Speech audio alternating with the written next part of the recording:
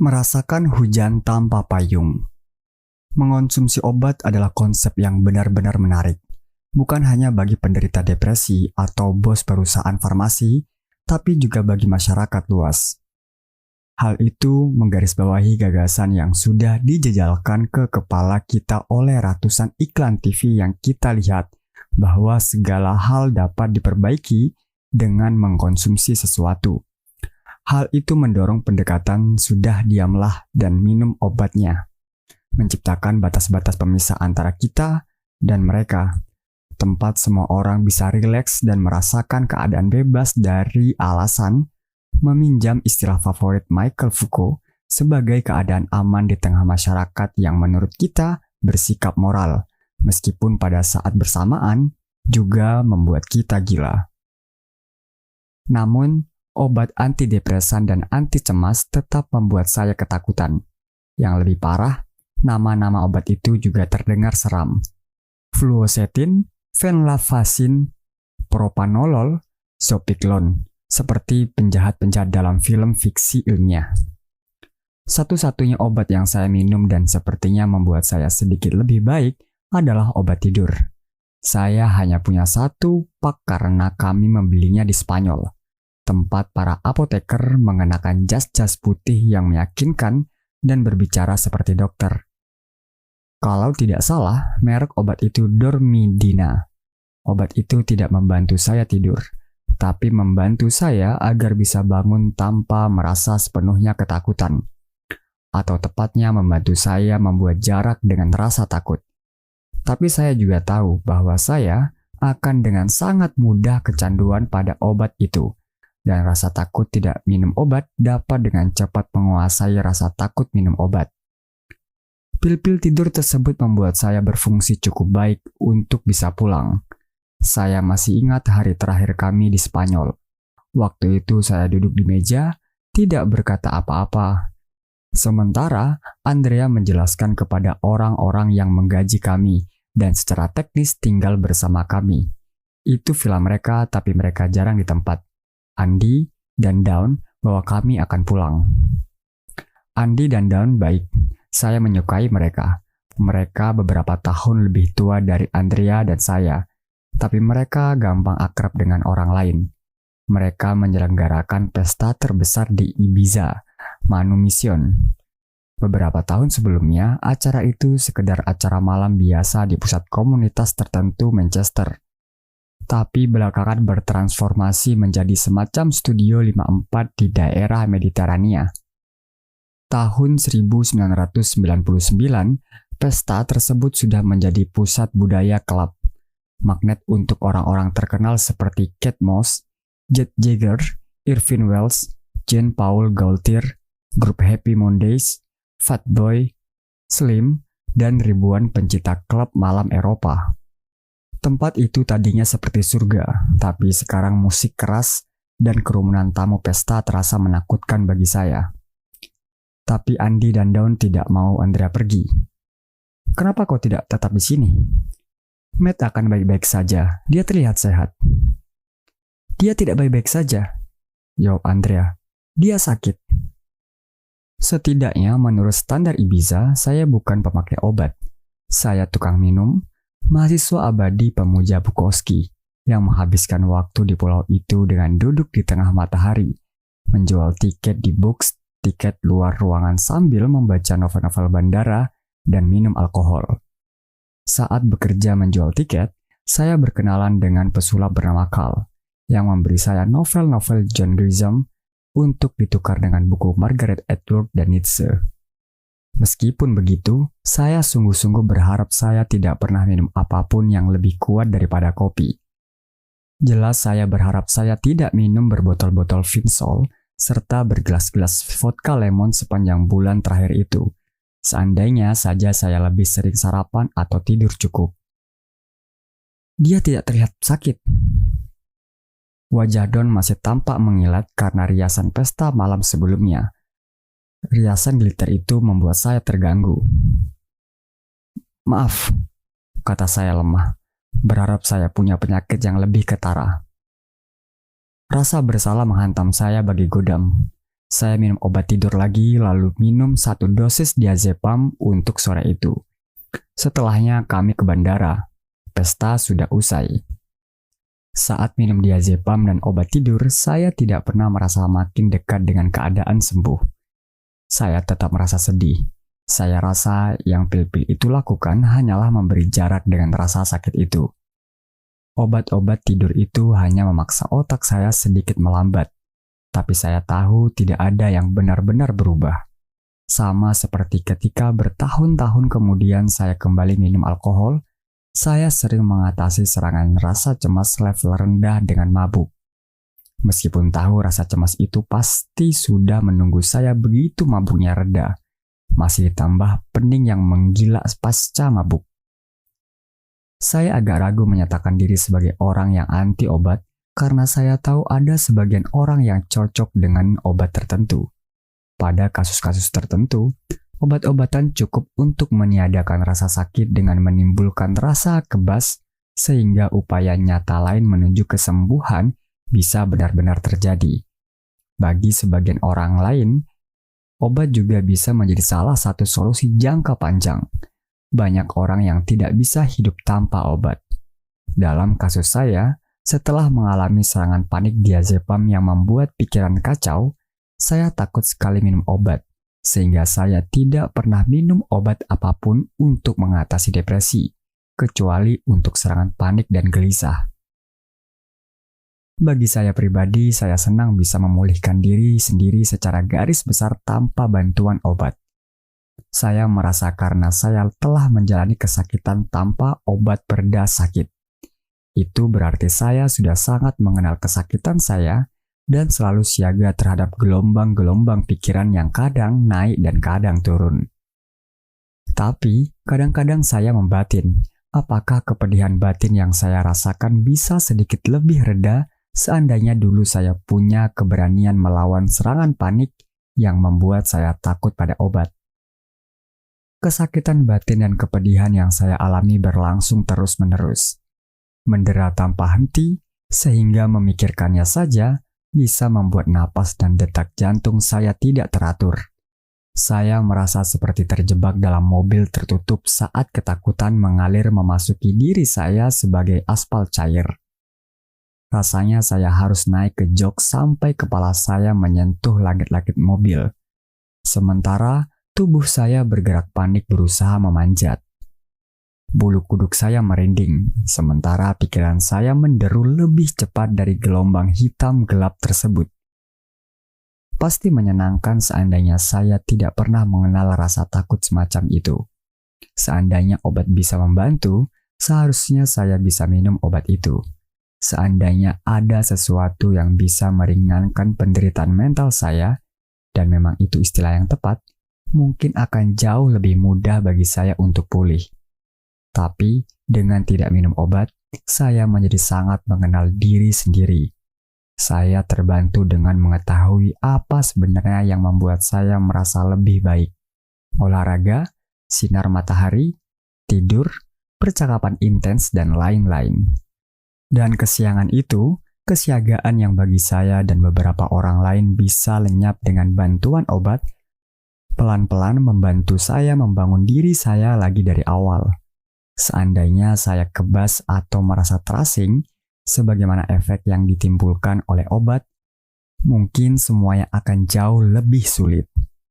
Berikut ini pendapat Profesor Jonathan Rosenberg, psikolog evolusioner dan pengarang The Deeps, dalam tulisan tahun 2014 yang anehnya cukup menghibur.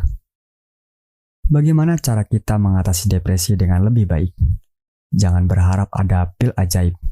Satu hikmah yang didapat dari penanganan penyakit kronis adalah fakta bahwa memang sulit mengatasi respon-respon yang sudah terprogram dalam tubuh dan pikiran kita.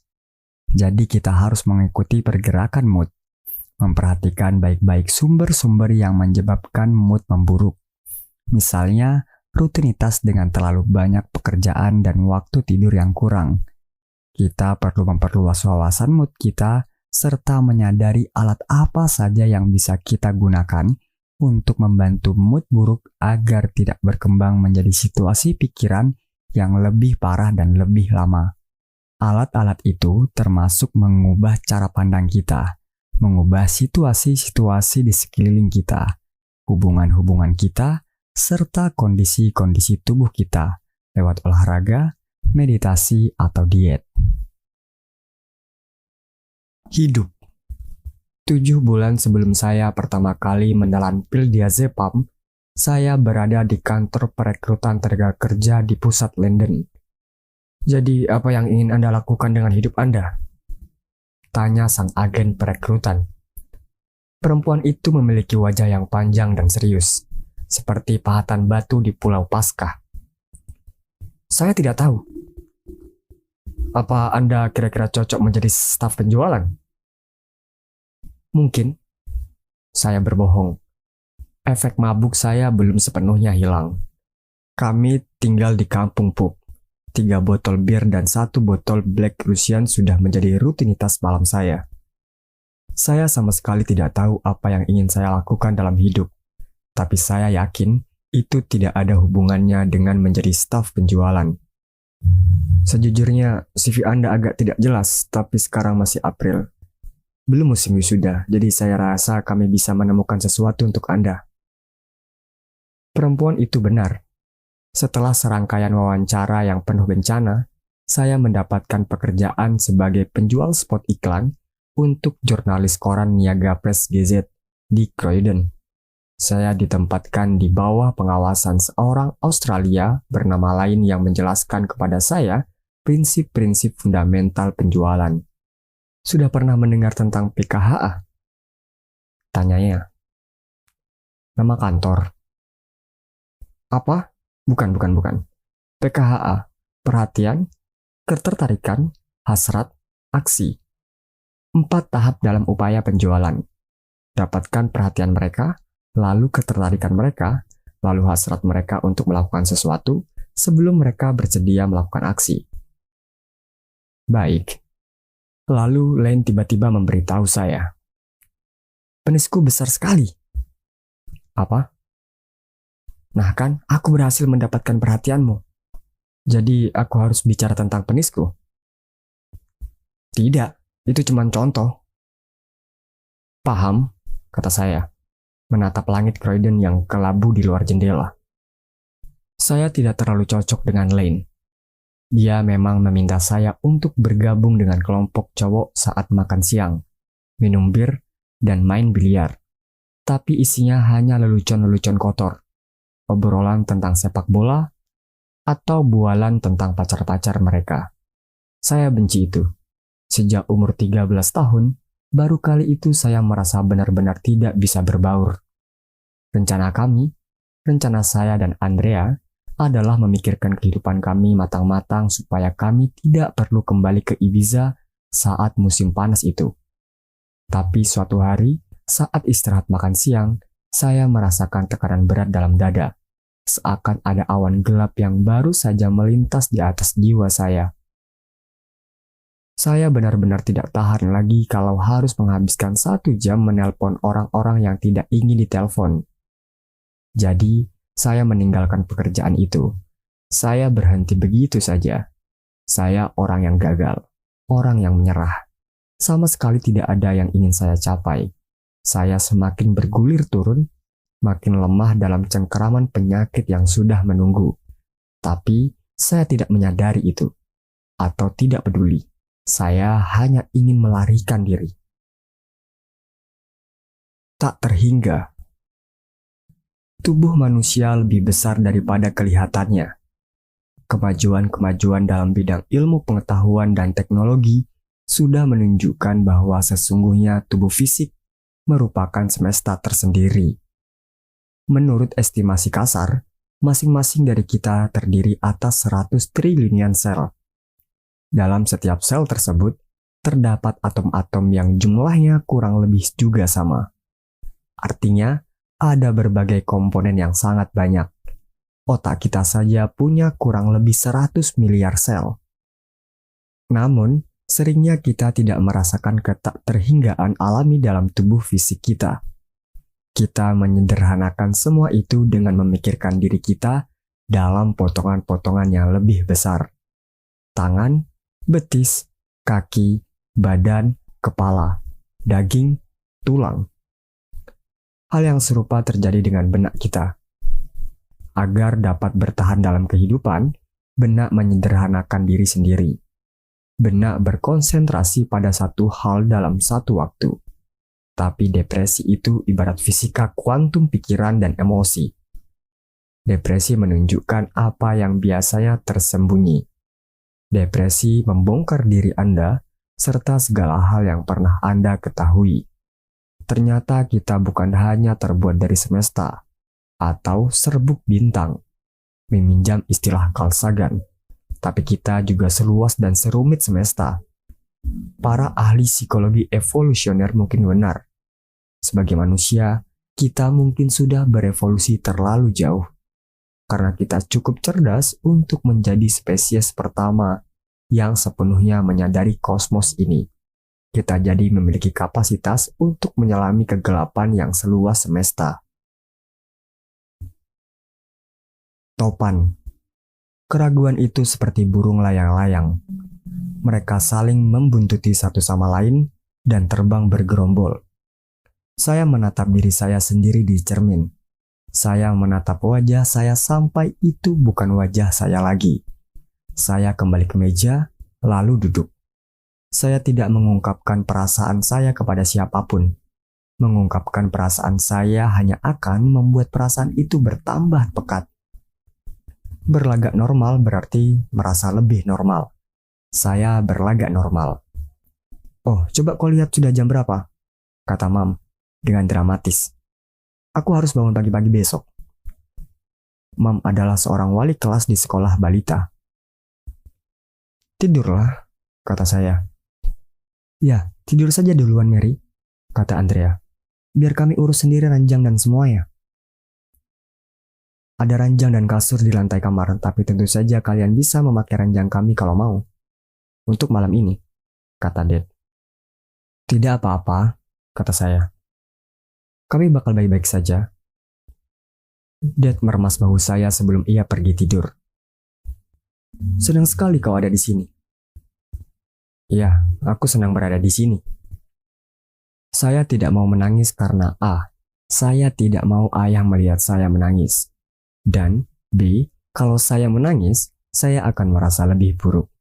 Jadi saya tidak menangis. Saya pergi tidur. Esok harinya saya bangun dan keadaan itu melingkupi saya. Depresi dan kecemasan, keduanya hadir bersamaan. Orang-orang menggambarkan depresi sebagai beban, dan bisa jadi memang begitu.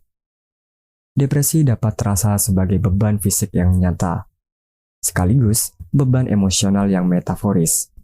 Tapi kata beban tidak terlalu tepat dengan apa yang saya rasakan. Saat berbaring di kasur di lantai, saya ngotot agar Andrea yang tidur di ranjang bukan karena ingin bersikap kesatria, tapi karena itulah yang akan saya lakukan seandainya saya normal. Saya merasa bagai terperangkap dalam topan. Dari luar, di mata orang lain, selama beberapa bulan berikutnya saya akan terlihat lebih pelan dan lebih lamban dari biasanya, lebih lesu. Namun, hal-hal yang saya alami di pikiran saya selalu menderu cepat, tanpa henti dan sangat menekan. Gejala-gejala saya. Berikut ini beberapa hal yang juga saya rasakan. Rasanya seakan bayangan saya menampilkan orang lain. Sensasi bergelenyar yang sedikit sakit di kedua lengan, tangan, dada, leher, dan belakang kepala. Ketidaksanggupan untuk sekedar membayangkan masa depan. Masa depan tidak akan terjadi, setidaknya bagi saya. Ketakutan akan menjadi gila atau dikucilkan atau ditempatkan di sel dengan dinding berlapis bahan lunak dalam jaket pengakang. Kecemasan tentang penyakit yang berlebihan, kecemasan akan berpisah, ketakutan berada di tempat ramai, terus-terusan merasa ada hal buruk yang akan terjadi, kelelahan mental, kelelahan fisik, merasa diri tidak berguna. Dada terasa sesak dan kadang nyeri. Merasa seperti jatuh padahal saya sedang berdiri. Anggota tubuh terasa sakit, kadang-kadang tidak sanggup bicara. merasa tersesat, banjir keringat dingin, kesedihan yang tak berkesudahan, imajinasi seksual yang meningkat, perasaan takut mati seringnya diseimbangkan dengan dirinya atau pikiran-pikiran tentang seks, perasaan terpisah atau dipisahkan dari realitas lain, dorongan untuk menjadi orang lain, siapapun itu, kehilangan nafsu makan, berat saya turun hampir 13 kg dalam 6 bulan. Rasa gemetar di dalam, saya menyebutnya gejolak jiwa. Merasa bagai berada di ambang serangan panik. Seperti bernapas dan menghirup udara yang terlalu tipis. Insomnia. Desakan untuk terus-menerus mencari tanda-tanda peringatan bahwa saya A. akan mati, B. jadi gila.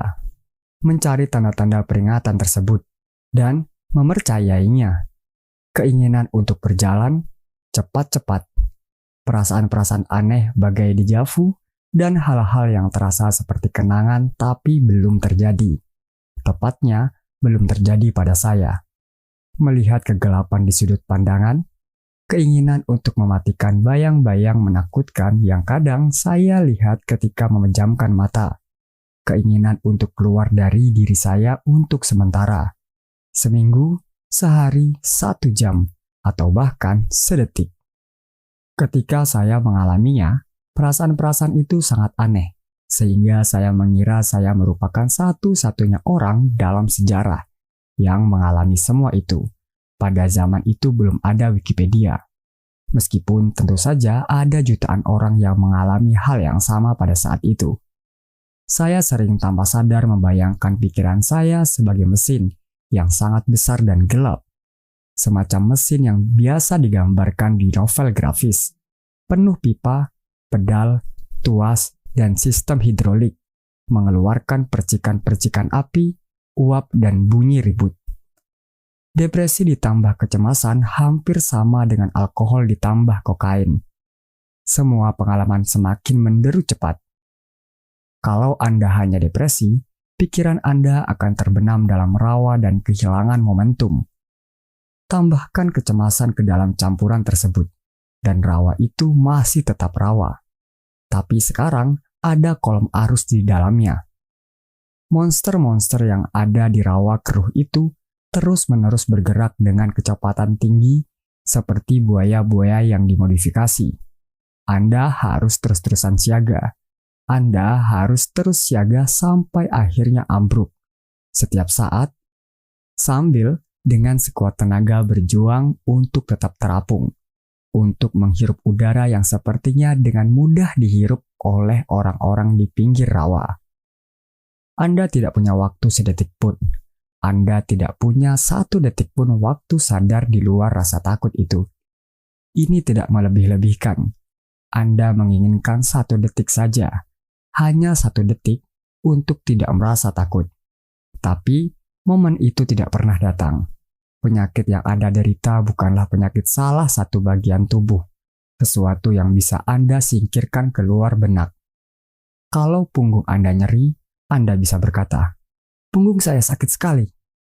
Lalu, ada semacam pemisahan antara rasa sakit itu dan diri Anda sendiri. Rasa sakit itu sesuatu yang lain. Kesakitan itu menyerang, mengganggu, dan bahkan menggerogoti diri, tapi tetap bukan diri itu sendiri. Beda halnya dengan depresi dan gangguan kecemasan. Karena rasa sakitnya bukan sesuatu yang Anda pikirkan, melainkan pikiran itu sendiri. Anda bukan punggung Anda, tapi Anda adalah pikiran-pikiran Anda. Kalau punggung Anda sakit, sakitnya akan bertambah parah kalau Anda duduk. Kalau pikiran Anda sakit, sakitnya akan bertambah parah saat Anda berpikir. Lalu, Anda merasa tidak ada cara yang mudah dan nyata untuk bangkit lagi, meskipun perasaan itu sendiri adalah kebohongan.